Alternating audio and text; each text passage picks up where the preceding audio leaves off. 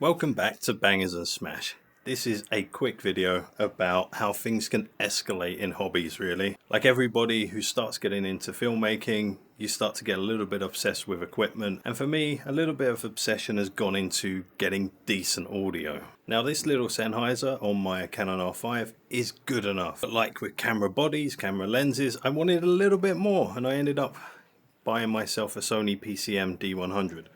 This thing, considering its size, is amazing, and I've uploaded a video on the channel with me walking around